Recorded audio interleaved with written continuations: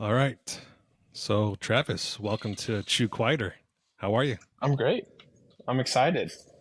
I'm Me glad I too. got the invite. I appreciate it. Yeah, no problem. Yeah, Armando is in Mexico right now. I think he's The actually golfing motherland. at this moment. Yeah, he's actually golfing right now. He said he had a tea time at 2, so he couldn't record today. But I totally understand, as both of us being new fanatics of playing golf, I cannot blame him for ditching the session. Actually, when you texted me to come on, I was just entering in a golf lesson. So Oh, really? my weekly Wednesday therapy. Who's your coach? Yeah. So I'm going to. It's the same guy. His name's Jake. I go to Golf Tech. So it's a little kind of. It's not your traditional golf instruction. It's very different. Um, I'm a techie guy, and I like how they use analytics and camera angles and kind of break your swing down and stuff like that. So it's a different type of scene than going on the range and having some pro or anyone just be like, "Oh, this is what you're doing. Change it up." I feel like I get better instruction from seeing myself make the mistake. Yeah, I'm the same way. I'm a visual person, so when I do plan on taking a lesson or two, it's definitely going to be with some video equipment. Yeah, yeah. I'm excited to hear how that goes. I I actually fixed my slice last week just by making my grips on a little bit stronger on the strong side. And like wrapping your thumb around more. yep, exactly. I kind of So want to see Armando play 18. I think I'm gonna force him to come to my bachelor party and play some golf with him. yeah, I didn't even know he played golf, to be I honest had with no you. idea, but I love it. Love to hear it. I can't imagine him though, because I've never really seen him do anything athletic. So, I mean, it doesn't take a lot of athletic ability to golf, but it takes some coordination. Yeah, I've seen him do some athletic stuff before. Is that a snarky thing you're saying, or have you really seen him Oh, do I've anything? seen him do some athletic stuff before. No snarkiness. I've seen the man. Uh, Armando, when you watch this replay, I want you to think back at Smoky Mountain last year when I'm trying to go to bed and just remember the athleticism you had there. Was there a little bit of Brazilian jiu-jitsu going on? Yeah, it was a naked kind. Oh Hey, what goodness. is this podcast rated, by the way? Before we get into this whole thing, are we like, You can cuss if you want. You can show your butthole if you want. oh, so we're like rated X at some Yeah, parts of it. Okay, cool. yeah. Just I better. one test, but the rule is one testicle at a time. I only have one. Oh god.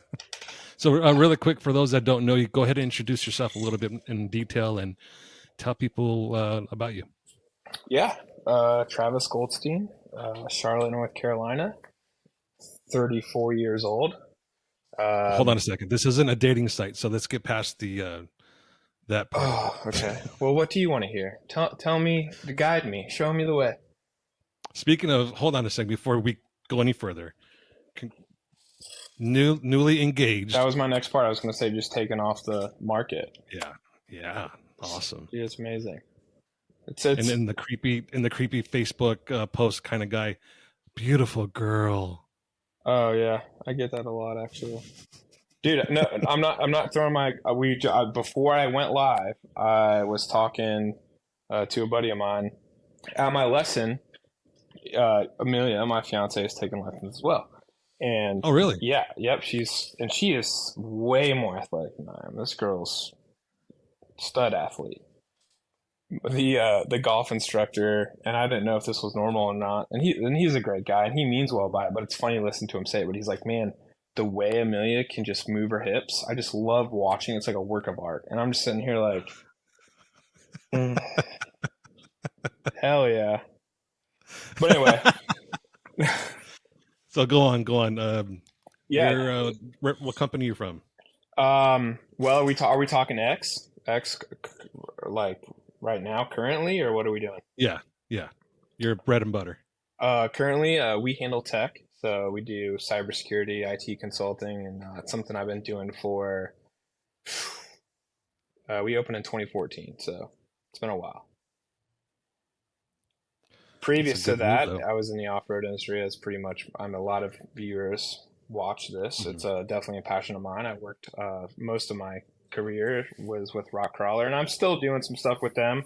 I just talked to Jeremy from Rock Crawler yesterday, and it was all good stuff. And I definitely miss it. But with the situations at hand, planning a wedding, buying a house. My business is exploding, even though I've been open for a long time. We decided to kind of pump the brakes and take a break from that for a little bit.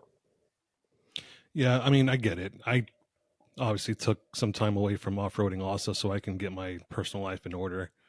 Um, I'm dying to get back into it, though. To be honest with you, just because I miss it.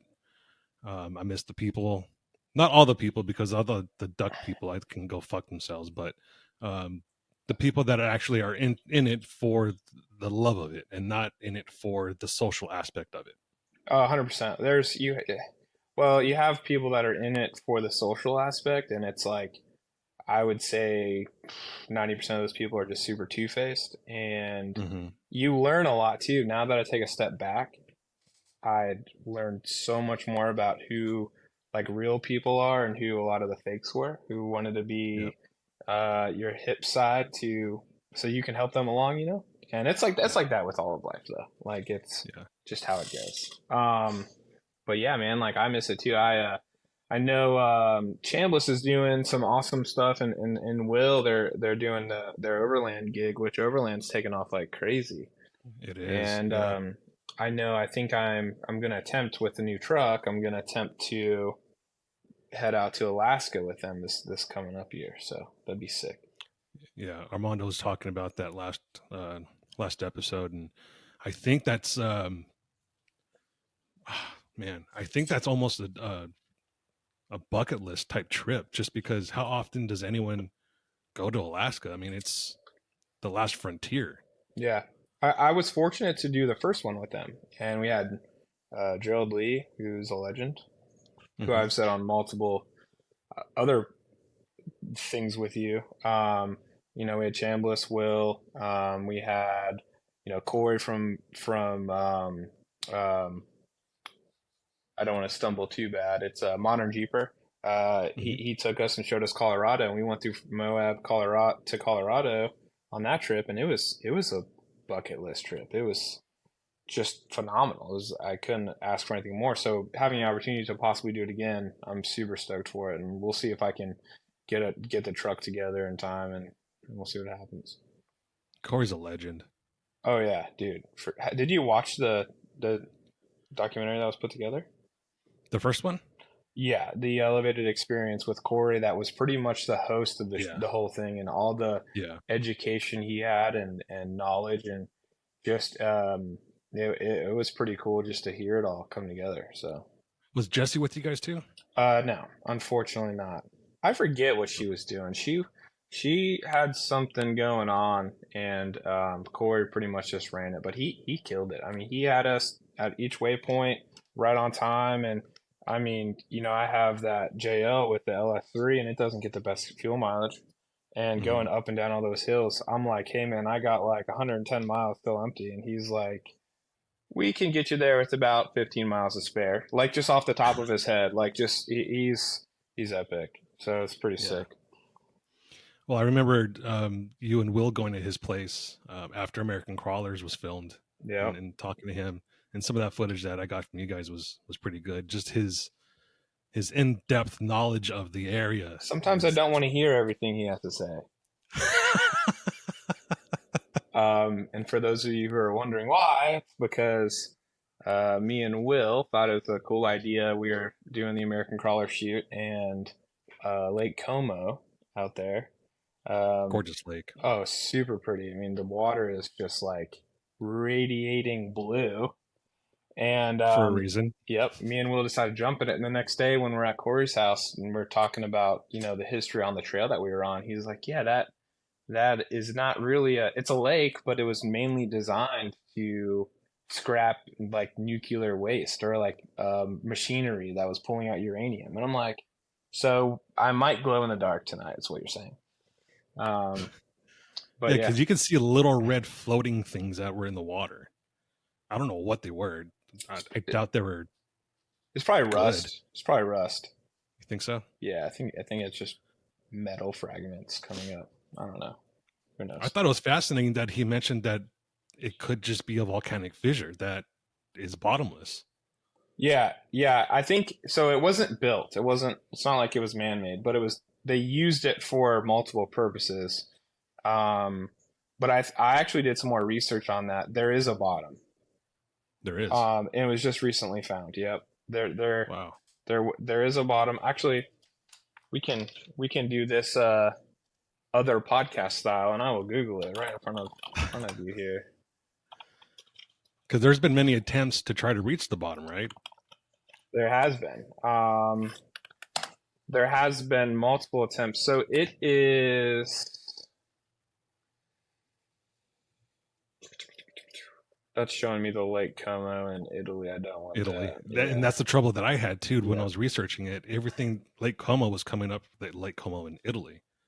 Yeah. So it was somewhere close to, and I'll look later and we'll get it official, but it was somewhere. So you are right around like 11,000 feet above sea level at that point, and it was somewhere Okay. like there was like it was like 3,000 feet above sea level is where they found a bottom, which I Wow. don't. That's insane to me. How that works, especially with it.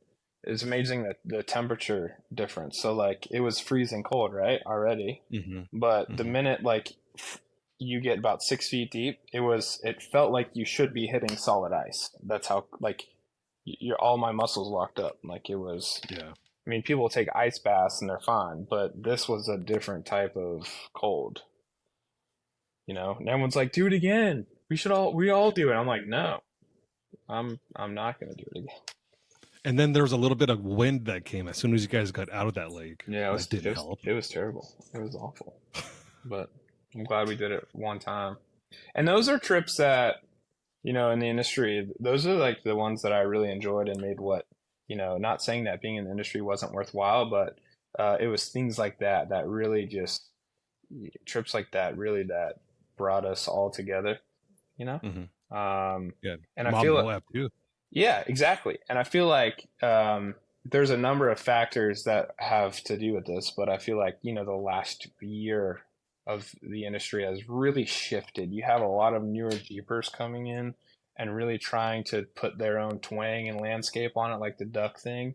Yeah. Um, and it felt like if you're not going with your close friends and instead of inviting a bunch of strangers, it just wasn't enjoyable, Hmm. which is weird because when I first got into it, it was more so like we could meet anyone out on a trail and it was awesome. It was great times and like you made a friend for life. So we'll see. I think there's what a lot of higher up people in the industry are talking. They have a turnover every 10 years where it's like a new cycle of people that come in and well, I guess we'll see how everything falls out and how it becomes.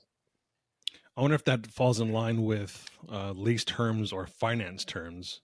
Once people their lease is over or their finance term is over on their Jeep, they keep it for another year or two or something like No, that, I and talked to then JP about that actually. I think it he put up a very valid point.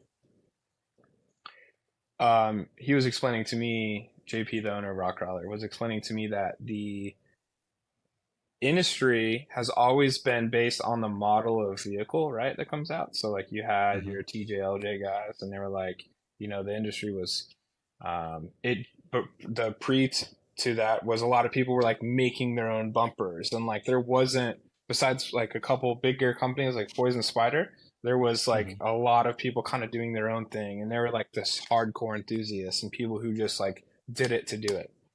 And Yeah. as the evolution of Jeep has come, we went from that to a JK, and now we're at the JL phase. Now it's in the JK phase, you had I would say like your foundational companies that people would support and stick behind. And now with the JL, you have more startups, which is great, but a lot of these startups are like Chinese or a lot of smaller companies that'll sell you something for 200 bucks, and you have someone who like a bumper for like 289, right? And their cost to make it is probably 220 bucks. What is happening is they are you have people who've never even wanted to wheel before, but they like the look of a Jeep, so they're not that enthusiast. You have a lot of people more than ever buying these recreational vehicles, and they're starting to go to shows, and they're putting their own twist on things, and that's where all this like the duck evolution is coming from.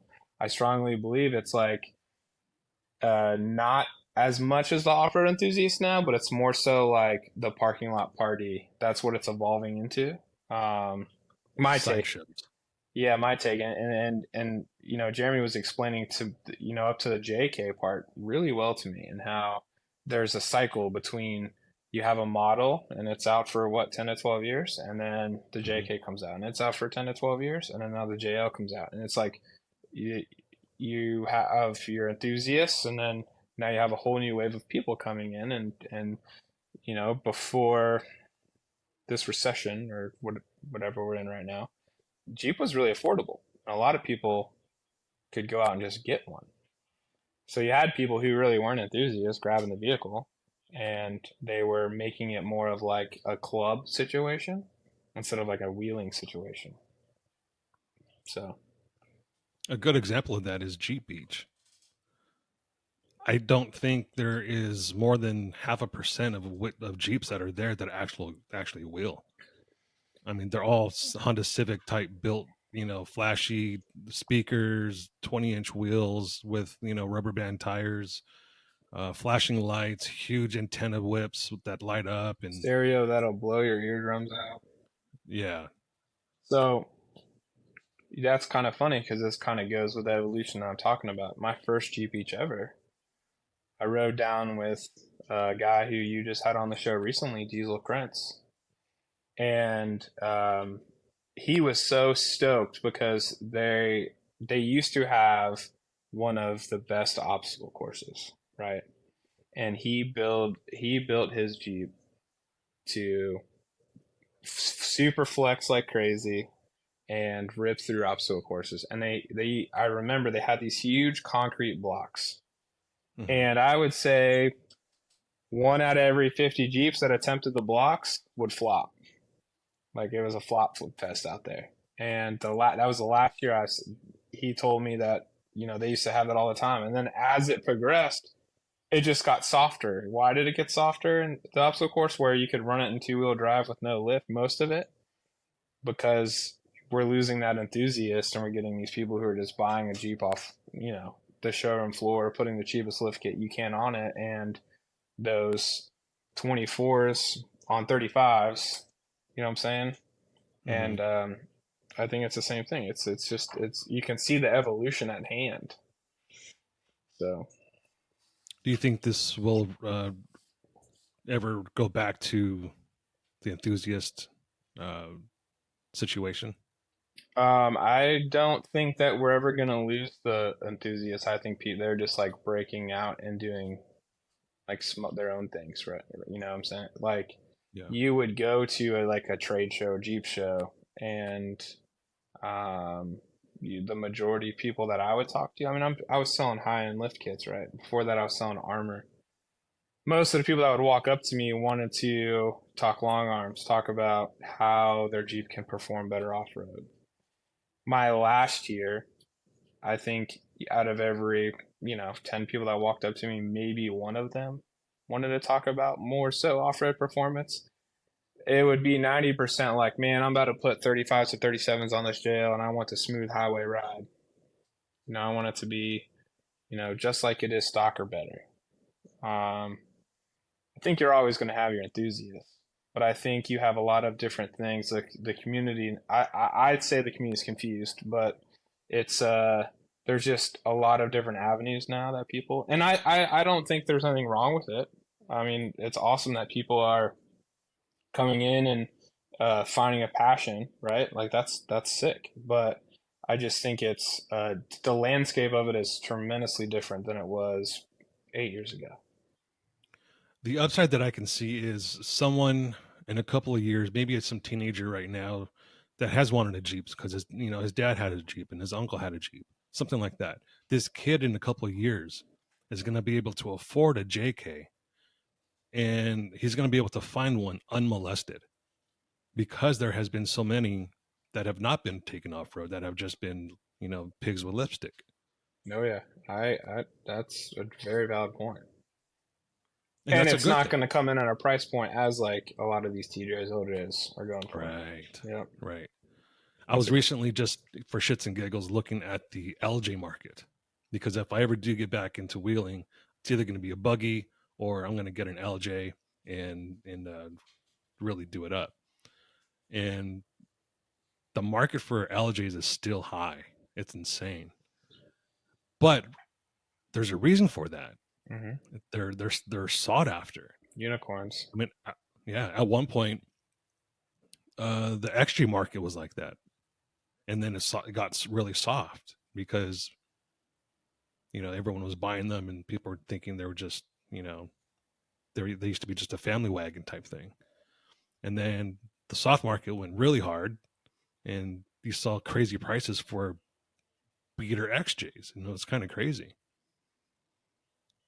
And then you saw XJs with tons on them. It's like, well, wow, what's going on here? hmm And then people start to crawl under, like, oh, it's got frame stiffeners. Oh wow, it's got an Atlas in it. Oh wow, it's got an internal cage. It's It's got, got a four link. yeah. Yeah, So there's gonna be an upside, and we probably won't see the full potential of that upside for a couple of years, probably. yeah. No, I that's a very valid point. Um, and I also really like that in the off-roading segment of it, you have you still have like your hardcore guys, and then you have your entry-level guys. But now, what's really blossoming the most, and what actually I've found to love and enjoy, I didn't think I would as much, but it's now my favorite thing is the overlanding experience. Hmm. And it's just things are just wicked expensive. Yeah, It's crazy, but but the that's over only if you outfit it to, if you outfit it, it's going to be crazy expensive. correct. If you go with a mindset of, hey, I've camped many times on the dirt, I can do that all fucking week, hmm then it's not expensive. All you're really paying for is fuel and food. You're absolutely right. You're 100% right. That's what I did actually on my first overlanding trip. I tent camped. Me and Amelia, we everyone else had their rooftop tents, and I think I was the only one on the ground. But it worked out great. So we had a lot less room for storage, but you know, packing a ground tent and everything you need to cook and survive for a week in a JL is kind of difficult, but it worked out. Yeah. So the first time that I experienced overlanding was, um,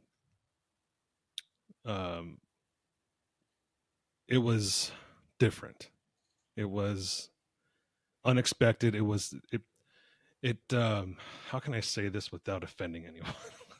You Because should I don't want to offend offend people. anyone. Well, I don't want to, because I don't want it to be offensive, because okay, I'll just say it. I used to think overlanding was just for a bunch of pussies that didn't know how to fucking rock crawl. I That was my I dead ass used to think the same thing. So did I, until I went. Or I was afraid of being judged, right? Like there's that Hmm. stigma. Like you go before I started wheeling with people who were really experienced, it was more so like if you didn't attempt this, you were a bitch, so you better do it, Right, right? right. It's like it's this and you just hope for the best. But and Well, we saw it firsthand in Moa. I don't think you were there, but you might have saw the video where JP's daughter Brinkley called Gerald chicken shit I for was not there. going up. I was Oh, you there. were there. Rocker knocker. Yeah, on Rocker Knocker. Yep. She called And him a chicken shit like four times. a little girl. Yeah. Literally at the time she was a little girl. Yeah, she's just growing like a weed. It's crazy. She is. But yeah, it's that there used to be a stigma where if you didn't take the hard line, you're a pussy, or hmm you're chicken shit, or whatever you want to call it. But Now I just there realized is those are shitty friends. That's all that is. That's Anyone who I'm for real. Anyone who, if you're uncomfortable with doing so, I mean, there's a difference between trying to break you out of your shell, right? Like, man, I've Yeah. never Well, tried this before. self preservation comes into play a little bit too. hmm But then you're like, there's other things where you're like, you need to do this, and I'm like, I do not, and they're like, oh, you're a bitch. But yeah, I 100% agree with you as far as the overlanding scene because my brain would be like, those are just like hipsters or Yeah. like douchebags, and it couldn't be any more far from the opposite. It's amazing. Yeah. It's definitely it's a camping vibe with a bunch of friends while you're out in your rig exploring these beautiful places. And I can't think of anything better than that in the off-road scene. I Yeah, mean, yeah, going to Moab and crushing Rocker Knocker is one thing, but you're in a hotel, you're away from your friends for the night because you're in your hotel room or Airbnb, whatever it might be, and you don't get that camaraderie as you do in the campfire. And I think that's what brings it out is being with your friends, having your drinks, having your dinner all together. I think that's what really brings it out. yeah, I agree. Except the first Moab where we rented an Airbnb and fit like 30 people in there, and I think Jake had I think Jake had a breastfeeder on his chest. Yeah, yeah. Good times. It didn't turn out that great for him.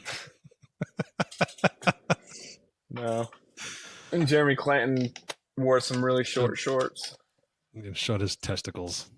Yeah. Did he show? It was both of them or just one? I can't. I think he couldn't even get both I of them think he out this time. followed the yeah, I think he followed the rule and just busted one out. I have a Yeah. great story on that actually. I remember my first time really hanging out with that guy. We were playing mini golf. We did like a team rock crawler versus Rigid back when he was with Rigid. I don't know if I'm allowed to Mm-hmm. say this or not, but whatever. Um, we're playing mini golf, and so like I had a team of like 30 people, and he had a team of like 30 people, and it was like just an epic mini golf tournament. And it was like the last hole, and I think we were tied, and I'm going up to putt, and I'm like addressing the ball, and like this is serious, and I have all these people like we gotta win, and I look over at the hole, and I never seen a man teabag a hole before. But what's surprising, I mean, those holes are like this big, right? What's Yeah. surprising is it all didn't fit in the hole. It was like one in the hole and one out of the hole, and I'm like, what are you doing right now? So it was a two putt. It was a more than a two putt. I wish I dunked it though. He had a chip in from their friends and still had a three putt. Yeah, that's my golf game. So How much do you think the YouTuber and the off road influencer has diminished any sort of value that there is with off roading? well, isn't everyone an influencer now? Like for real? Yeah. You got a social media account, you're an influencer. You know what? I don't know if it's diminished it. I mean, everyone has their own opinions. I think um, I have a super positive story about Life right? You're don't cringe.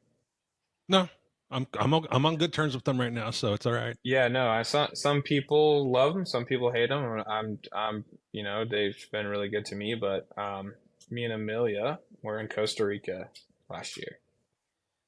I mean, we are out of the country in the jungle, right? And I'm driving a Subaru Samurai. We meet some locals, and we end up starting talking to them, and they have these built out Samurai rigs. And this is, like I Mm-hmm. said, this is a jungle in Costa Rica. And we're talking off roading. These are people I've never met before. And they asked me if I watch and subscribe to Light Bright Nation. And I'm like, we can FaceTime Kevin right now. And he actually answered the phone. They both answered the phone, and it was they I felt like they just met like their idols, And to see them so happy and to hear their story, their side of things of how like they got into building their samurais to off road because they watched early videos of them was pretty cool to hear. So I think, as far as like the bigger style influencers, people, that watch these YouTube videos, if they are doing it for a positive purpose and getting out and learning how to wheel and getting them more interested in the industry or anything like that, right? So like Mm-hmm. I follow these hunters, bow hunters on YouTube, and I watch them, and I'm like, how much influencer do you really need to have to bow hunt? But every video I watch, I learn something new every day, and this is not an industry that I'm Yeah. super in depth in, right? So it's not like I'm rooted in the bow hunting industry at all, but I can watch them and learn. So you have like people who really are, they're separate, they're different, they are educational, they're good to watch, entertainment, all of that combined. And you do have a lot of people who they're in it for the wrong reasons. They're in The it clout because it's, chasers. yep, they're in it for, and not even necessarily clout. They think they can start a channel and either get money off the deal or not necessarily take advantage of these companies, but there's a ton of small companies in every industry that would love promotion to boost sales. That's a perfect marriage. But a lot of these people are, you know, doing it for the wrong reasons just to get free product. And I'll be Mm-hmm. honest, actually, I wasn't an influencer at all, but there were definitely times where, I felt like I might be in a better situation to leverage myself to get free product. But um, I think now that when I look back at some of those situations, maybe it necessarily wasn't the best benefit for both parties, and I didn't want to like take advantage of people, but a lot of people they do that. And now to me it's probably one of the most annoying things I can see on in the industry, and it actually hurts a lot of people. But yeah, that's where I don't like influencers. That's where I like cross the line. So I had kind of the opposite thing happen to me. A company called Aerolids. Hmm. At the time, my channel was doing pretty well. It wasn't very much of the typical off-roading YouTube channel. It was more of the entertainment side of it. When I just started putting out Kingdom Crawl, and Aerolids approached me about sponsorship. They wanted to be a sponsor for the show, and I didn't see it as a good fit because I saw them as just a Honda Civic type accessory for a Jeep. A You legit know, mall crawler product. right? And part of the deal was that I had someone in our company that is face forward had to have one on their rig, and nobody wanted it. And I bit the bullet and I put one on my. I didn't even have a light bar, so I had to go and buy a light bar. Hmm. So I went and bought a light bar and put Who'd you get this a light bar airline. from? I think I bought it on Amazon just because I didn't give a shit. You didn't get it from High Beam? No, no. In fact, he didn't have any at the time. Okay. No, he's the one that actually told me to buy it from Amazon. Hmm. Just for the simple fact that if I'm going to use this for this one purpose, then just spend the Oh 20 yeah, it bucks makes and just sense. And actually, the yeah. product that they have, not to overtalk you, but the product they have actually solves one of the biggest issues of an Amazon light bar. So, Mm-hmm, and that's when like the wind reflects off the windshield and it hits the heat sink on the back, creates this, mm-hmm. especially on JK's, Whistle, the annoying whistle. yeah. But I didn't see it as a good fit, and it wasn't a good fit. And it's in the sponsorship. It only lasted a year, Hmm. one season, Hmm. and there was a reason for that. It didn't fit who we were. It didn't fit who they were, and just parted ways just amicably just because of that. Yeah, and I mean But that's a great way to do business, right? Like you're not taking advantage of the situation. You could be mhm, trying to help someone else's reach, right? Especially maybe to a new mhm. market.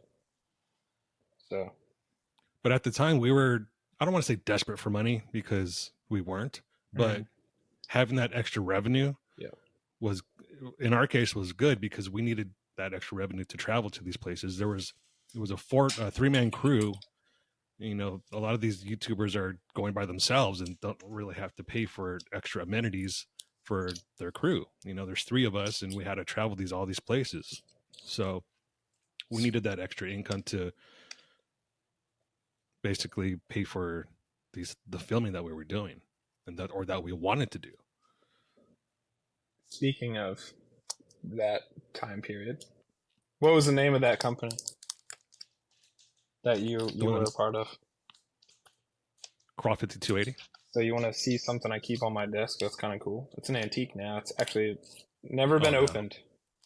It's Uh-oh. not bad. It's not bad. It's not bad. I don't know if it's gonna come through. Oh wow. Is that the pop sockets we were giving out? Yep, for the phones, unopened. Wow. It's on my desk. Hasn't moved.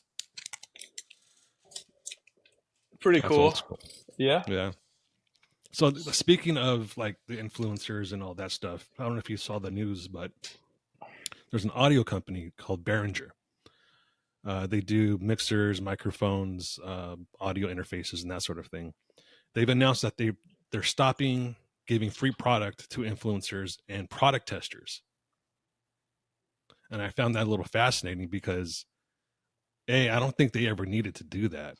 They're a very budget friendly product, and the ratings that they have on different sites, like ZZ Sounds or American Music or whatever you might want to go to purchase something, the reviews are phenomenal. They make a good product, decent product. Do you know why they did that? I don't know exactly. I can guess, and Hmm. I don't think that's fair, but I applaud them for it. Yeah, and I'm sure what it comes from is so you have a lot of people who like to, especially product testers. These guys who are big in the technology world. Hmm. They have huge YouTube channels, huge followings, and I mean, I is there something on the market that you are looking at purchasing recently, by chance? I have a couple examples of myself that I've done this As for. far as tech goes, or anything Anything, else. anything. Like Um, I'll give you an example. I just purchased a pretty high-end, expensive espresso machine. Do you have anything that you've? so I was looking into silencers for a shotgun. Okay. So, what's your first order of business when you want to learn everything you can about that suppressor? How many decibels it actually drops from unsuppressed. But where do you get all this information from? What do you do? Um, well, for me, I'll go straight to either that company, that manufacturer's website, just to read the literature. Hmm. Then I'll go to a retail place that sells them and look at their reviews.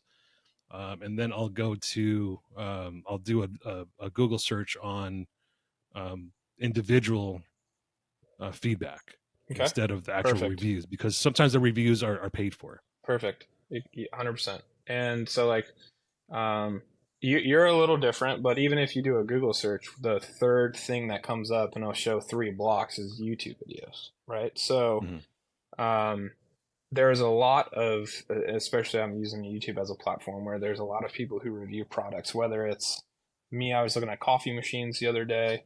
Um, people looking at the new technology, new iPhone. You have these guys who get these products for free. A camera. We were talking cameras before, right?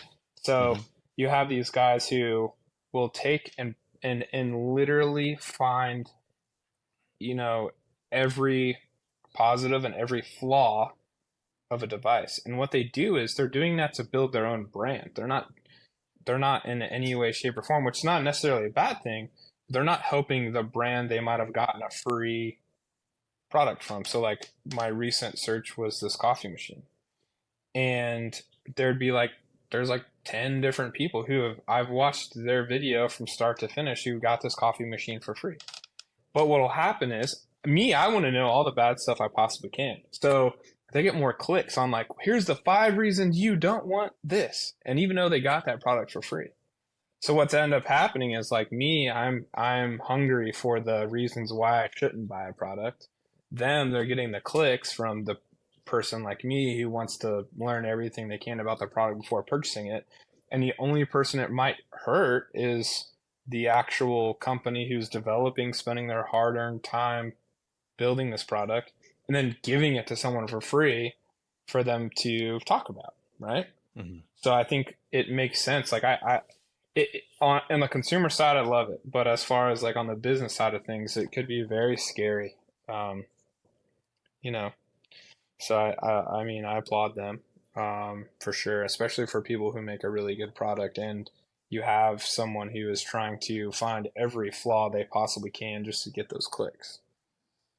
So I almost went down the YouTube route when I was buying new golf clubs. Mm, thank As God you far as didn't. yeah, I know. As far as like the is this the one I should get? Is this that sort of thing? So what I ultimately did was just went for a fitting, Mm, and I'm glad I did it that way because I was able to actually look at these clubs with with my own eyes on the shelf. I was able to pick them up. I was able to swing them. I was able to hit some golf balls in a test bay instead of just taking someone's word for it. Hey, this is the one you want because your handicapped is here. And that would have totally fucked me.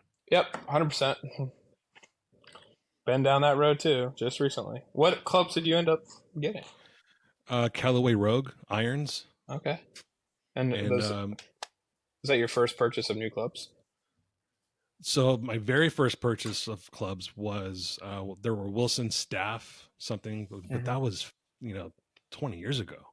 Okay. So Mark Hendricks a birthday round back in August, and I haven't played golf since God. Um,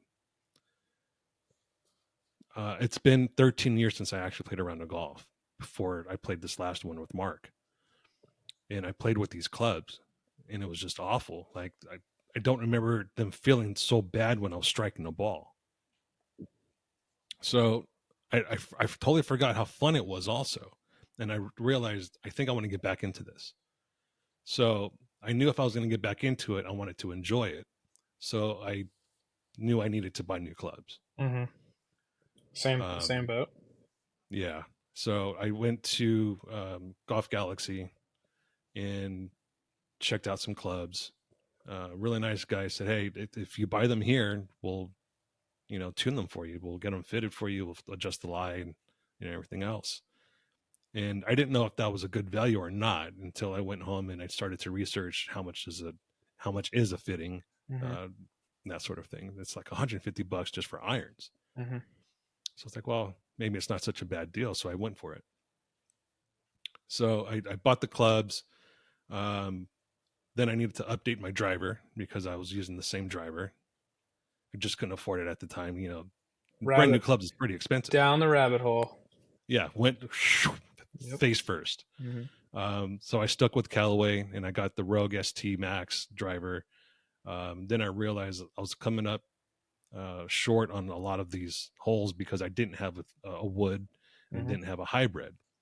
So I went and bought a hybrid and I bought two woods to match my set. Nice. Heck yeah. Yeah, I just did the same thing. I didn't buy any woods. Just driver, hybrid, and irons. So I'll tell you what, hitting a wood is a completely different animal than hitting a driver. It doesn't seem like it would be. I didn't buy woods because it's like the only club I can't hit. Everyone, Well, yeah, I big felt the same way misconception. about hybrids. Yeah. Yeah, I felt the same way about hybrids because my old hybrids were so heavy that it would turn over way before I wanted it to. But that's because again, the technology back 20 years ago with hybrids was just brand new. Technology now with the new hybrids is phenomenal. I love my hybrid. Yeah, it's crazy. So technology. But it's funny. TaylorMade has that new driver and it's red.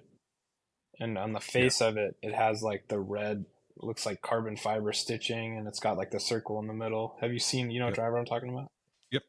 Well, I've seen one where a guy, he's got a really high club head speed, hits the ball and it's like a metal sheet sticker came off the front of the driver.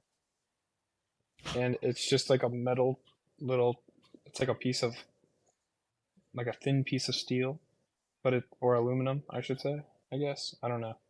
Didn't really pick it up and touch it, but it was just the right the front piece, and it just fell off. And I'm like, that is Wow. not what I thought it would be. And that's an expensive club. Yeah, it's like $670 or something like that. Yeah. It's crazy. Holy moly. Clubs are expensive, man. Yeah, I just got pings. So. Pings are good. I was looking at the PXGs also, Hmm. but they seem like they're a new company. I didn't know if I wanted something from a new company. They just opened up a location right next to me. I want to go in there, but it seems like they got like crazy house music going, and it's like a clubby environment. I'm like, this might be up my alley. I just bought clubs though. So Yeah, a new place just opened up out in Murfreesboro. It's kind of like it's an indoor sim, but it's almost like um, is it called what's that? five iron? No, it's almost like Top Golf, but it's an indoor sim. Yeah, They got food, they have party environment type thing. it's a I it's can't a remember the name of it. it's a so I've never seen one of these before, and there's one I went into Philly for a wedding, and the day before the wedding, all the guys got together and we went to this place called Five Iron, and there's a bar Hmm. and there's bays, like 10 different bays, and you can play a full match, full round of golf, but you're inside with a bar and it's air conditioned. And it was like really interesting how it worked. And I'll tell you what, those things are dead accurate Yeah. because my shot shape, which at the time was a really bad slice with the driver, was right on the money every time.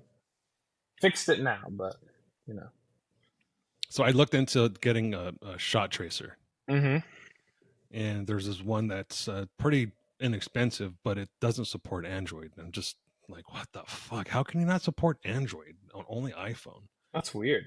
Yeah, that's super Yeah. weird. I'm sure it's coming out. So, like, in the developmental world, it's probably 5 times the work to write an Android application than it is an iOS application because iOS is the same pretty much all the time. Android, Hmm. there's like 30 different versions depending on what phone you're going to have. So it's a lot different. That's why there's that disconnect between, I don't know if you've noticed this, but depending on what Android phone you have, when you like upload a video to Facebook or like Hmm. Facebook Messenger, sometimes like you send it in 4K, does not come through to anyone else in 4K. It's Right. just because of the way that, and depending on what version of Android you're using, how it's written and how many different, every time an update or a change comes out, how many different times they have to make that change is pretty crazy. But I Well, could see that. There must be a smaller company. I saw that too though with people from with an iPhone sending me video, and it looks like it's been shot with a potato. So I think it might actually be part of the compression rate from different. Well, especially in text, right? Mhm. Yes, that's huge in text. When you change platforms like that, either person's going to get a terrible, terrible video. So speaking of phones, the new Google phone came out. Have you had a chance to read up on that? The new Pixel? Yeah. Yeah, I know a little bit. Doesn't it look like a wonky phone to you? Like Yeah, having the big old thing sticking out on the back? it's tough because I used to be a big, huge Pixel fan back in the day, back in early smartphone era. So I have a love hate relationship there. But I mean, I'd like over the past what 2 years now, I've gone to Team Apple iPhone stuff, and I just really enjoy an iPhone a lot more. But they're just I think people are just trying to get creative because the phone's been the same for what, like, besides a camera, processor, and RAM update, they all have been the same. They haven't really changed. So Mm. I think we're just trying to see some type of new innovation. I don't know if the form factor can ever change though, because it's such a simplistic design. Mm-hmm. Adding bulk to it is kind of off putting. Yeah. And then you're going to put a case on it. It makes it even bulkier. Mm-hmm. Yeah. I mean, I don't know. I guess there's something for everyone. I think I think people need to start looking at making things more simple, And that's Hmm. one of the reasons why I want actually moved to Apple because it's with Androids you had so many like added on components that would make the phone. I found myself with an Android communicating 90% over Facebook Messenger. I'll just put it to you that way because text would be weird. If I was sending media, it wouldn't come. I didn't know who had an iPhone, who had an Android. It would just make my life more difficult. So when I was communicating with people, it'd be over Facebook Messenger, and that way, if I sent them a picture, it came through clear, or a video, it came through, pretty decent. Um, Mhm. and then now that I have an iPhone, I know which one of my friends have an Android, I know which one of my friends have iOS, so I can iMessage them. So I feel like it just made things a little bit more easier to manage, I would say. And I guess a lot of people don't realize it until you physically use an iPhone. When I first got it, I actually hated it. Now I can't see myself change. See, I had the first iPhone that came out, the iPhone 3, long time ago. Do you still have it? No, Oh, it's worth no, so but much. I wish I did. Yeah, Yeah, exactly. It's worth a lot of money. yeah, that But and I had Charizard. them. I had I had them up until 2015. In 2015, I switched to Android. I was sick and tired of getting updates and it's saying you don't have enough room for updates. You can't update this. You need to delete some stuff. I was like, what the fuck? Why can't you just update like a normal device and just so I was getting a lot of frustration from either the updates, it from just crashing. Battery life was, to me, anyways, was horrible. Hmm. So I switched to the Verizon V10. Yep, that was one of my favorite phones ever. V10, the V20. Mm-hmm. What we had, the V10, V20, V30. Yeah, that was it. Wasn't a Verizon, it was an LG. LG, yeah, yeah. Yep, and those were great phones. That and then I think after the V30, I felt like Android kind of started falling off. In my opinion, everyone's different. Like you have that joke, like you know, oh, we still got V40 busting that out. Um, I'm at the office right now. I was gonna be home with a glass of bourbon and have a more casual conversation, but couldn't get out of the office in time. But the those phones were awesome. I don't know if you remember like the older, but even before that, you had the HTC phones where like Yeah. like the Sidekick, or you'd flip up and have the Oh, keyboard and you I could. love the Sidekick. That was Yeah, my jam. yeah. I had two of them, to be honest with you. Well, that's because you were a businessman. No, so back then I used to do a lot of DJing and producing, and it was more of a status quo thing. The reason why I had two, it wasn't because I needed to. It was just because Are you you old loved enough to have more. a beeper? Oh, dude, I was the first kid in my high school to have a beeper. I bet you were pimping. I was. So here's a funny story about that. This was 1992, my freshman year in high school. I have a beeper, and yes, I was selling some narcotics back then also. So Is that was weed a one reason why I narcotic? had it. No, No, no. I So don't this think was so. some hard shit, huh? Yeah, Damn, yeah. damn. I was selling pot too, but um, so I'm in second period, and my I forgot to put it on vibrate, and my pager goes off. Beep beep beep beep beep beep. Teacher turns around. There's a doctor in here. Oh god, Who's the doctor? oh god. And I was like, fuck. So I kind of sneaky go into my thing and I put it on mute. He's like, who's got the beeper? Give it to me. You're not supposed to have technology in here. And I was like, oh, I ain't giving them shit. Fuck that. Yeah, So that's so so funny. um so later on that day, someone ratted me out and said it was mine. So the school security comes and asks me, pulls me out of class in fifth period, and is like, "So heard you had a pager. Why do you have a pager? You selling drugs?" I was like, "No, my parents need to get a hold of me. This is how they get a hold of me." He's like, "Bullshit. They can call the school." I'm like, "No, I'm dead serious. You can ask them if you want." So the motherfucker called my bluff and called my parents. Why does your son have a pager? Oh god, He's got a pager. oh god. You want So a similar high school story that no one's ever heard? That's pretty deep. I can give you one. yeah, let's hear it. I can give you one. Okay, so never been released before. So this is fresh content for Chew Quieter. So I was in high school and at the time I had a stepbrother who was 2 grades above me. So I was always hanging out with the cooler kids. I was always, with the seniors, and I was a sophomore. And my buddy had like I guess he picked up a half pound of weed before school, Mm-hmm. and he's like, "Yo, can you?" This was early in the morning. We were at like a Dunkin' Donuts. I'll go quick. He's like, "Hey, can you hold on to this for me, um, or figure out what to do with it before you go to school?" And I was like, "Yeah, I got you. I'll just hide it somewhere in my house." Well, ended up getting picked up by a different friend, and he had to go somewhere, and we were running late for school. And he's like, "Dude, if I'm late again, like I'm off the football team. I can't be late." I was like, "All right," and I didn't tell him that I had this on me.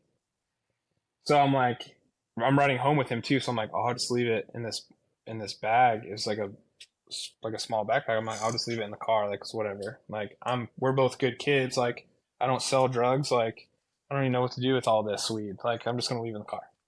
And in my second period, right? Police come in. He's actually we're in my high school. We had web design, so I was in web design at the time. Second period, he was actually my web design partner. They grabbed him out of school, out of the class. Come to find out that they had a random, I guess, drug dogs walk through the parking lot of the school, which Oh fuck. something I've never heard of before. Found the bag, and all they asked him was, "Who's the passenger of your vehicle?" Well, he didn't. He didn't say anything. He didn't rat me out or whatever. Gets expelled from school. Oh fuck. To this day, he never talked to me. There's been a couple of times where I've tried to reach out. Will never talk to me, but he never said anything. He took the whole blame for it. Pretty insane, actually. If you sit and think about it, you're a kid, right? Like you're Mm-hmm. trying to, do your best to navigate the world, and he easily could have been like, "It's his," and he didn't. So it's pretty gnarly. Had a similar situation with the guy that I went to high school with. His name was Mike Camaro, and What an awesome last name. yeah, well, this kid was crazy. He was legitimate um, crazy. So uh, he didn't have any money to buy any pot.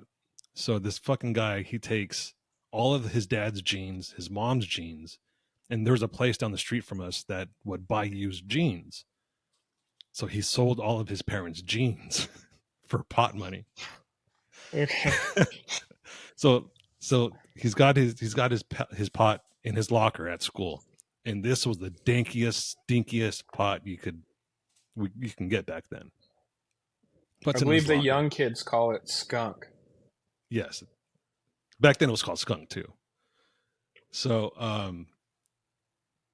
all of a sudden he gets pulled out of class, and this is all secondhand story that I'm telling. So he gets pulled out of class, and they start walking towards his locker. Like, why does your locker smell heavy of aroma of pot? He's like, that's not my locker. Like, no, it is. This is the one the school assigned to you. He's like, it's not my locker. Deny. That's his position. Mm-hmm. So they cut his lock off the locker. They open it. It's got his book in it, his school book that he inscribed on the side. Mm-hmm. Camaro. It's got all of his school books that were assigned to him.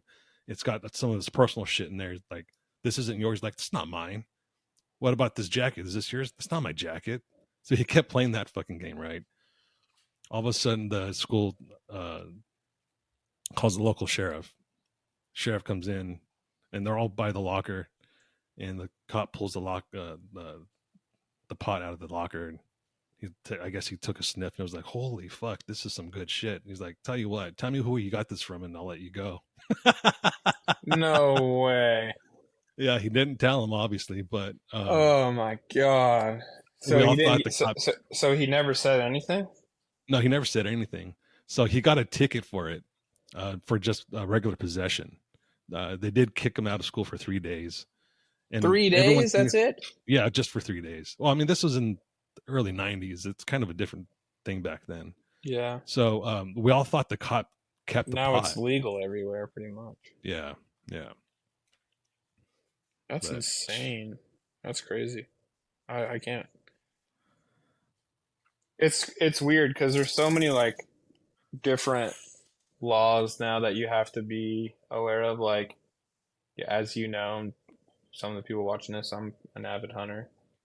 So like during deer season, like there's so many times where like I'll have like my hunting rifle in my car, and I'll be like going to drop my kids off at school. And I'm like, oh wait, I can't pull into this parking lot with a rifle in my car. Like that's a big no-no.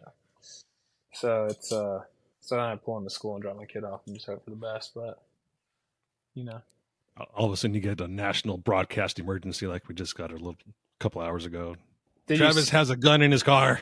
did you see all the like conspiracy theories behind that? I believe half of them because Do we lately, have time to get into some of those? I want to yeah, because hear. conspiracy theories right now are like 10-0 right now, undefeated with all the conspiracy theories right now. So I do believe there are some that are So you going to be don't believe factual. it's like a test for everyone's technology to make sure it's just working? Oh, I believe that because you can't even turn it off. What's the It, what what's the big what's the biggest thing that you feel is negative? And about that, I'm not judging. I'm just curious. I love to hear stuff like this. I have a hard time believing there is a huge negative because if it is truly what it is, then it's beneficial. Hmm. Just like the weather service alerts that I get, Hmm.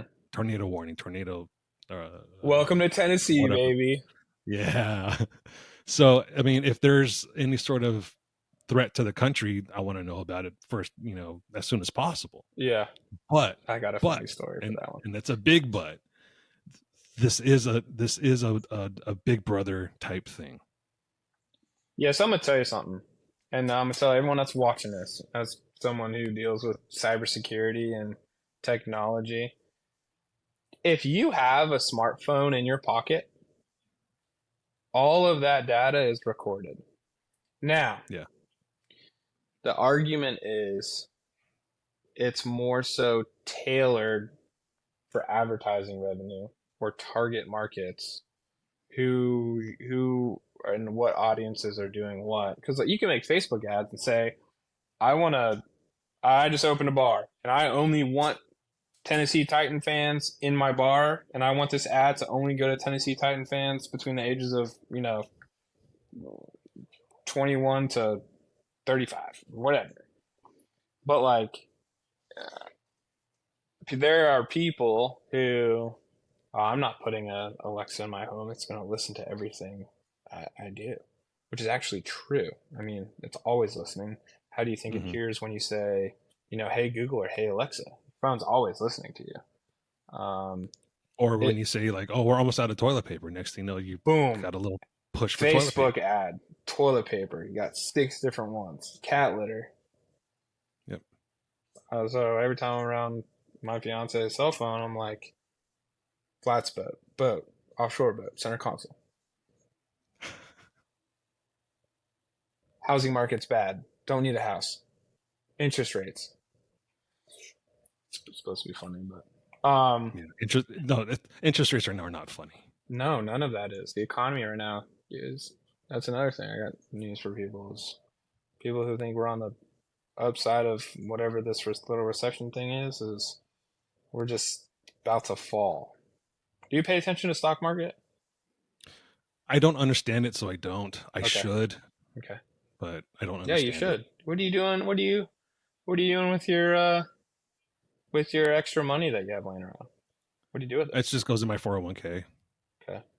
or I put it into my house that I just bought. When we get off this, I'm gonna hook you up with my financial advisor. Start putting compound interest is badass.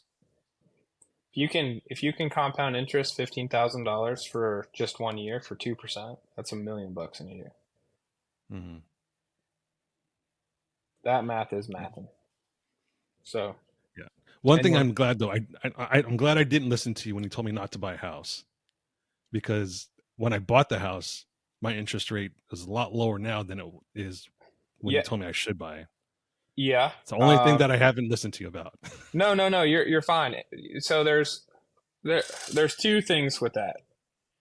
You're still, and we don't know when this bubble is going to pop, right? But Mhm. in my personal opinion, whether it was 5%, 6%, 7%, we're heading towards 8% on interest right now. What I was saying to you is, even if you took the interest rate aside, you're still getting fucked on. If there's a lot of homes around me that 3 years ago sold for 400,000, now they're selling for 6 to 800,000. So Mhm. like a home doubling in value just because the market's saying it's doubling value, you're still, and I'm not saying you got fucked in any way, but like still in the market to buy a house. But like every time I go to look at a house and I see that it's sold, like there was a house that like I was just in love with. It was on a golf course. It was actually on a par 3 hole. It's like perfect. I can go in my backyard and hit some balls. It was just awesome. House was $675,000, right? The comps in the area, it was actually on the lower side. So I'm like, this is great. There's some value there. Like, and later in life, like the value of this house might increase. But then you go on Zillow and you look at the value of what it sold for or its tax value 2 to 3 years ago, and you're like, $375,000, house more than doubled. How do I know? Nobody knows, right? What Mhm. happens in 4 years? What if the economy takes a shit and the housing market goes with it? Then you buy a house for $600,000, and in 4 years it might be worth 400,000. Then you're way upside down on your house. And if it's a forever home, then that's badass. Good for you. It'll probably regain its value at some point. But there's no way to know, to be financially secure, that hey, I'm going in and buying a house right now, unless you're pre-existing into a home, it went up in value, you sold it, and now you're kind of breaking even, right? Like you bought a house for cheap. Like I know people who, bought houses for 200,000, 300,000. They sold them for 500,000, 600,000, and now they're still buying into a high equity home, but they made all that money because they had a pre-existing home. See, I never owned a home before, so I'm going straight into this with, I could be upside down in a year because the market drops. Mhm. So I can't forecast that, but now you have interest rates so high, so you're kind of getting fucked twice, right? So like if I buy a house today, that home was doubled in price over the past 2.5, 3 years, and I'm paying a 7.4% interest rate. I might be paying thousands of dollars more on my mortgage per month than someone was 2 or 3 years ago. Then if the market crashes, now I paid $600,000 for this house. It might only appraise for 400,000, and I'm looking to refinance, but I can't because the value of the home's not there. You know what I'm saying? Does that? I mean, I Yep. don't know if that makes any sense, Yep. but Well, that's one reason why I went with a new construction mm. build is because same situation I that you think I were in. said to you if you were buying new that you were in good shape. Yeah. Yeah, okay. Yeah. Because the Um, value should always still be there. and we actually have, so our equity is almost $70,000 right now.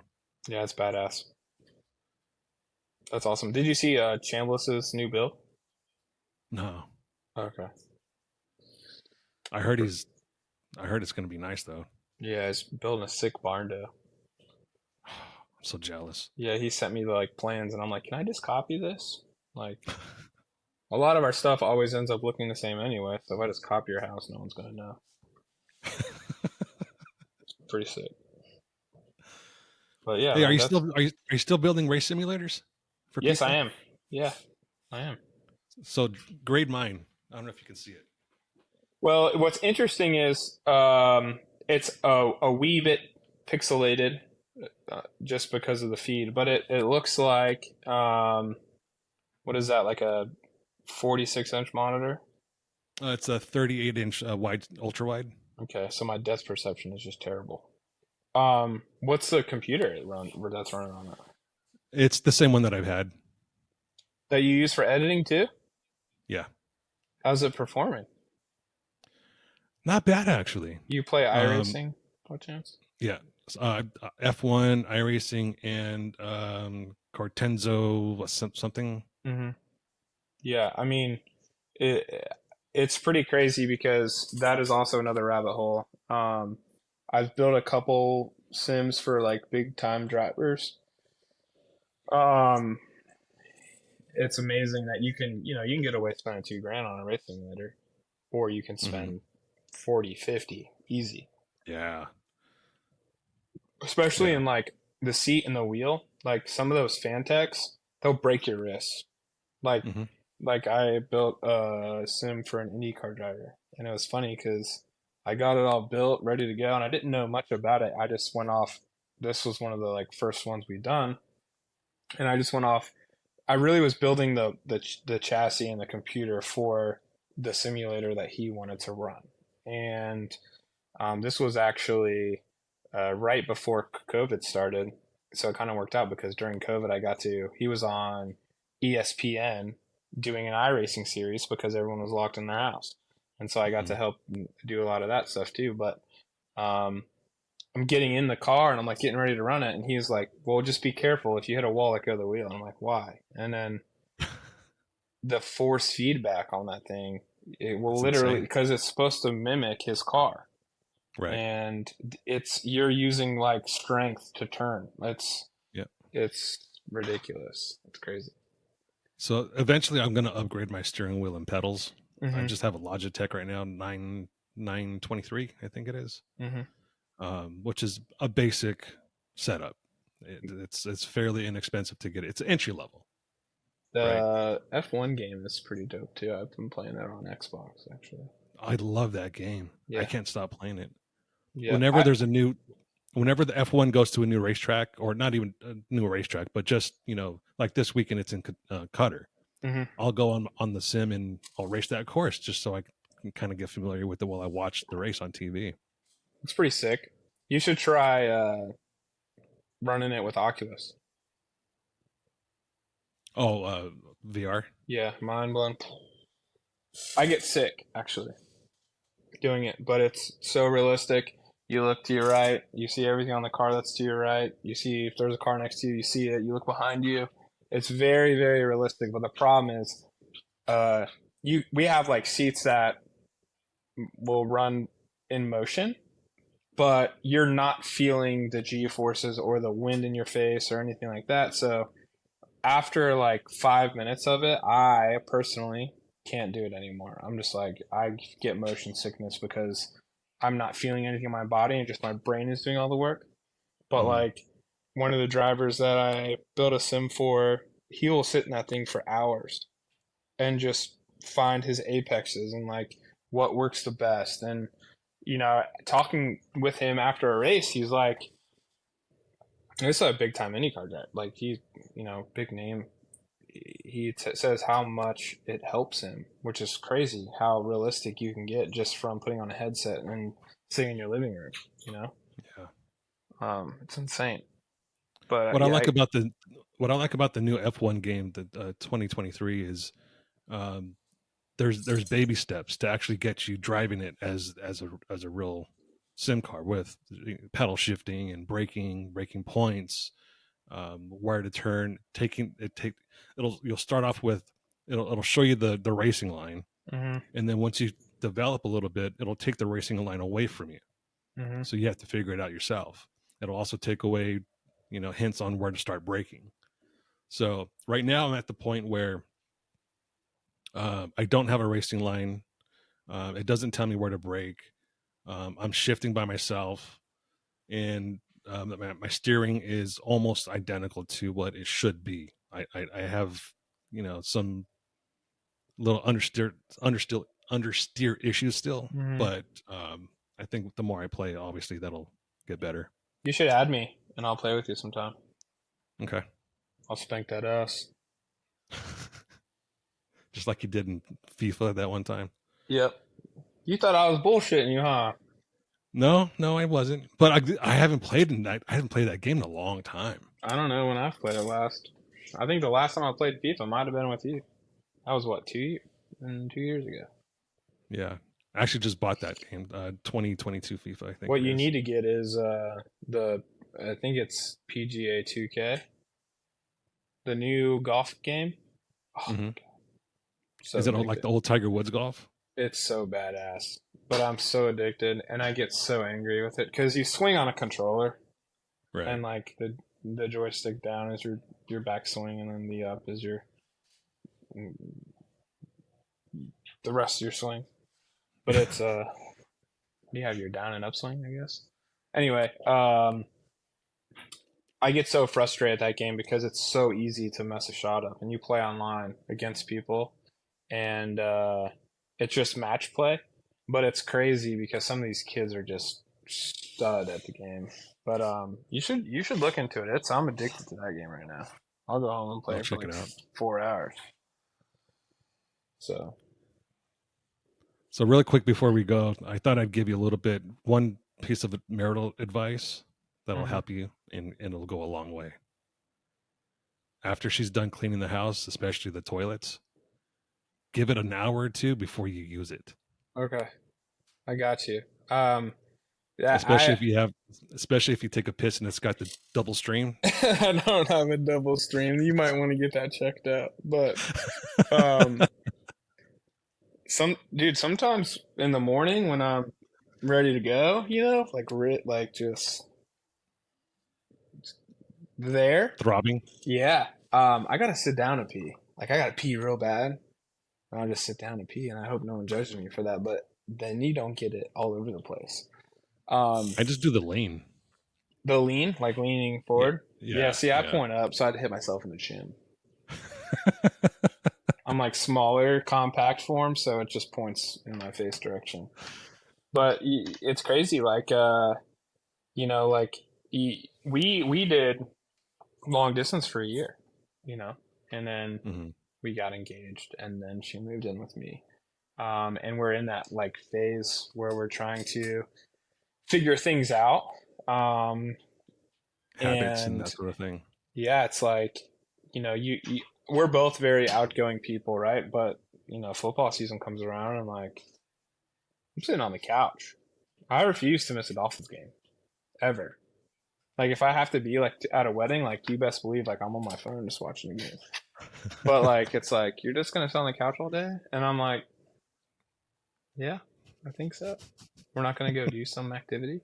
So it's like it's nothing against either party. It's more so like you're figuring each other out, you're learning Right. these new things, and you're learning what space is like and what not space is like, and you know now you're focused on appeasing everyone in the ecosystem and what's for dinner, and well, I don't want this today. I'm like, damn, I was craving that. And it's like all these things that you have to settle on, I guess is the right word. hmm So Yeah, um, the first year that Jennifer and I lived together, we realized one thing: we need a two bathroom house or apartment or something because at the time she was going to work earlier than I was, mm, and when I wake up, I got to take my morning dump like now type thing. So if she was in the shower, I'd be like, "Hey, you got to get out. I'm knocking on the door. You got to get out. I got to go." has it progressed to where you can go in front of her now? No, no, I still can't do that. Okay. I need my privacy. Yeah, I don't have that situation. I am the same time every time, and it's about 3 hours after I'm awake. I think after like my breakfast digest, and I do it at my hmm office. So we haven't 100% found everything yet, but I could see that being a problem for sure.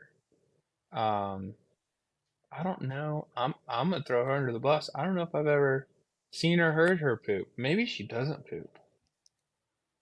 I think I'm Have you gonna seen that ask. shirt? Girls don't poop. Oh, girls poop. Oh yeah, they definitely I have poop. a daughter, and she's pooped all over me before. So girls poop. God. How is my buddy? Oh, she is just in this stage in her life. She's 6, and she's just her brain is a sponge. She asks a million questions. If I'm doing something, anything, like I got some Baja Design lights, I was trying to put it on my truck. I want to help Daddy. I'm making a bagel. I want to help Daddy. Like, so it's awesome because she wants to learn so much. But then it's like, okay. And then it's like making a bagel seems pretty simple to me and you, but making a hmm bagel to her, it's like life changing. So it's, every step has to be detailed, and well, why are you using a knife? Why don't you use a fork, or like, spreading on cream cheese? Or why are you using cream cheese, not jelly?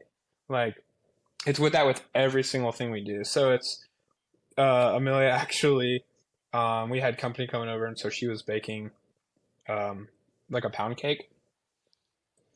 Watching them two in the kitchen together was glorious for me. It was just, you know, why are you sifting the flour instead of just pouring flour in there? And there's just like a constant battle. You do nicotine? No, no. So, funny story about that. And back to high school, uh, my sophomore year, I discovered dip. It was actually Yum. chewing tobacco. It was Red Man Yeah, tobacco, real shit. Yeah, real shit. cowboy shit. So, I made a little cup out of a piece of paper, and I was spitting into that. And teacher saw me spitting into the cup, and he's like, "Oh, really? Okay. You're not supposed to have tobacco on campus." Takes my cup, throws it away. Got this wad in my cheek. Saliva's building up. Oh, you got sick. I had to swallow it, No and way. I got so fucking ill. So Oh God. I finally got up, took it out of my cheek, threw it in the trash, and tried to go and outside to throw up. And he was like, "No, no, no, no, you're not excused." I Oh was like, God. "Fuck it, I'm throwing up in the class." Then so I threw up majorly in the class, and that was the last time I know we're I running out ever of tried time, it. but I have a couple awesome stories. So I'm a big nicotine guy. I mean, I, I feel like the addiction is real. I used to be a big vapor, right? I used to vape Hmm. all the time. I Before that, I was remember. smoking mad cigs. Before that, and I still continuously do is dip. It happened. It started in the army, so it's funny. My first dip experience, um, in I was in OSET, which is like basic training. And long story short, there is guys mixed in with us who are getting recycled, right? So like they failed something, and they're going back to week zero, starting all fresh and over again. Well, these guys had cans of dip, and um, I'm cleaning the latrine, the bathroom. It's my turn to clean, and one of the guys like, "Hey man, you want a dip?"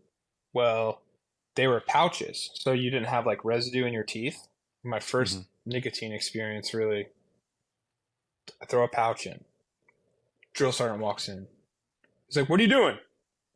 Out of fear, I swallowed it. Oh fuck. The nicotine pouch. It's my first time. My lip is burning, right? I'm freaking out. I'm staying at attention, and I'm like, "We're just talking, whatever." Like, I don't really remember what I said at the time. I was freaking out. And all of a sudden, kid you not, dude, I looked over and just not even like normal vomit. I like projectile vomited all over everything, sinks, walls, whatever. Uh, Disgusting.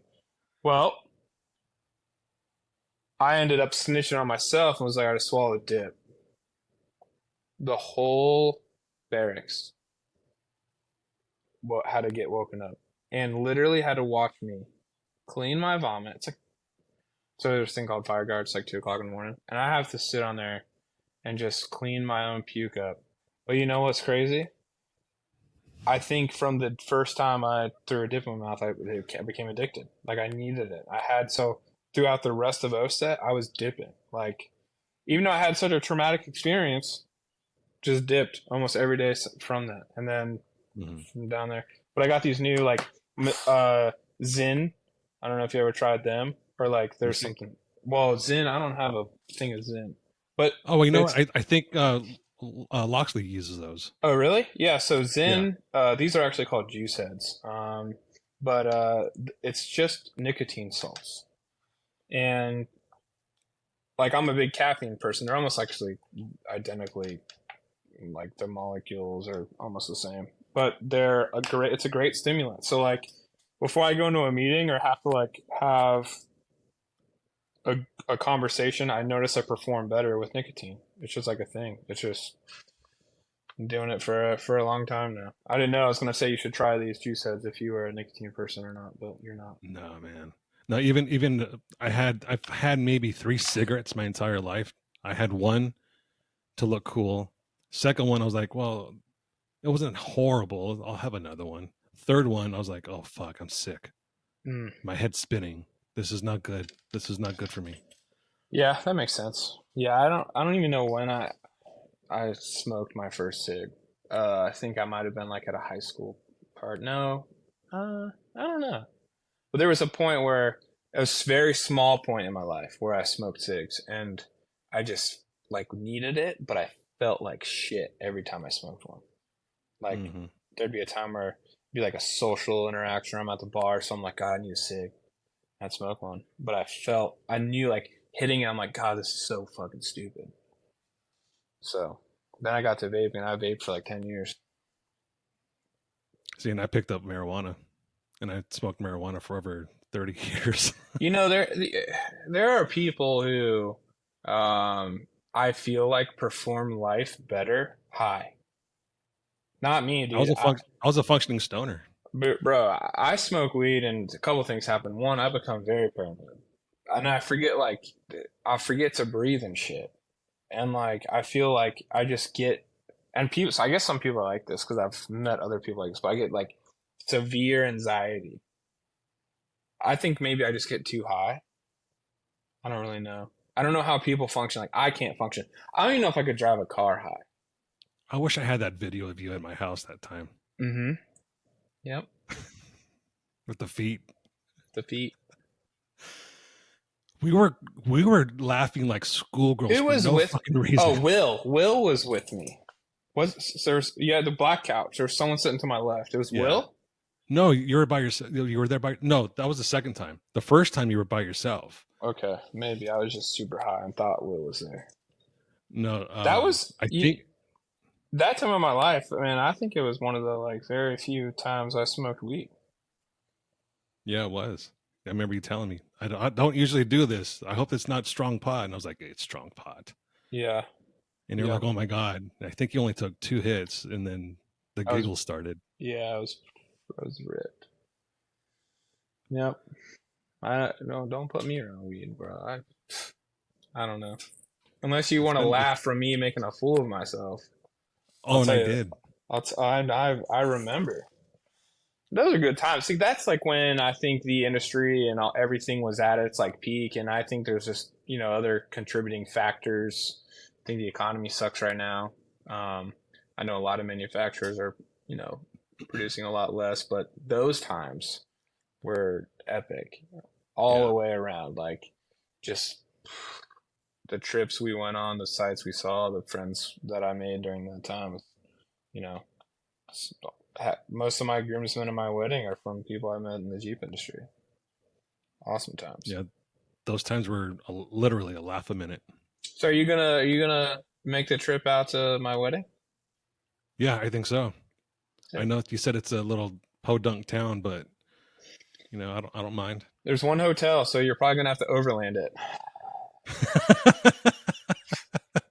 You're probably if you like granite, boy, I tell you, there's fucking granite everywhere. There's one hotel, so I'm gonna rent out like a farmer's field and just have like everyone come bring a tent. I don't know what we're gonna do, but yeah, man, it's gonna be a good time. But listen, we gotta meet up before that and get some golf in together. I'm down for sure. Yeah, let's make that happen after all this and we get off there. Let's put something. Let's if we don't put it in the calendar or a tentative something, it'll never happen. So I agree. Yeah, we need to do that. We should film it. yeah. And I know the wife wants to visit Charlotte, so Yeah, man, we can make something happen. I have one more question for you, and then yeah. I know you're trying to wrap this up. Um, on you, where are you going in the filming world? Are you taking a little step back? Are you working on some projects right now? What's going on? So I have this book here. I have a little notebook that I jot all my ideas down, and um, I have right now 7 different ideas for filming, and they range from documentaries, they range from individual interviews with certain people. They're even a brand new series, and there's even an idea in here that's not even off-road related whatsoever. Is there any of So them that you want to share? If you don't, I'm not trying to put you on the spot. I'm just curious. um Or an interesting one that might spark some attention. I don't mind sharing, but I want to finish writing the full Okay. idea That's down, because that's I think the one that I really want to do is a screenplay. I want to write a screenplay. nice. Good I for don't you, man. necessarily want to actually make it, but I want to attempt to write a screenplay. But the one thing within the industry, off-road industry, that I want to do is make another documentary. Yeah. Well, I admire your work. I know a lot of people do. I know, Thank you.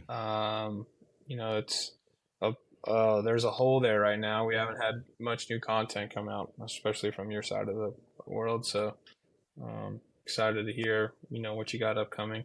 And it'd be kind of cool for you to take a step outside of your norm and do something that's not off-road related, you know? Yeah. What I really So, want to do is tell a semi-autobiographical story of my life, just yeah. because there's a lot of things that people don't know, that Mhm. there was a lot of illegal activity, there was a lot of semi-gang activity, there's a lot of things that there was a lot of times where I thought I was going to die just because of the violence that I was surrounding myself with, Mhm. the drug use, um, just a lot of things that I think would be an interesting story if I put a small spin on it to make it more interesting.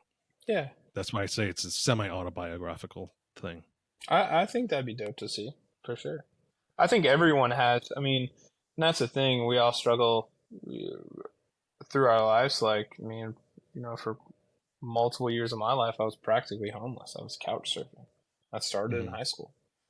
So, I mean, it's cool to see a lot of people, like-minded people who have either turned their life around or made better of themselves by their own doing. It's badass to watch, and I'm down to see that for sure. So that'd be awesome. Yep. Well, thanks for joining. Thanks for filling in for Armando for today. You have Heck yeah. any messages for him? For him, Yeah. oh God, no. I'm jealous that he's in Mexico right now, but I hope he's having a blast. And I appreciate the fill in, and I hope that I wasn't too boring or didn't ramble. Um, No, no. no, but I love that guy, and I can't wait to see him again. So I hope he's enjoying life. I'm sure he is right now with the margarita and some beers on the side. I can't wait. Your first question of the next episode needs to be, I need to know details of this golf that you're doing. That I'm stoked to hear it. I wish we could film it. Yeah, So cool, man. I appreciate you, and thanks for letting me on the show, and hopefully we do it again soon. absolutely. Thanks for coming. Yes, sir. All right. Thanks everyone for listening, and until next time.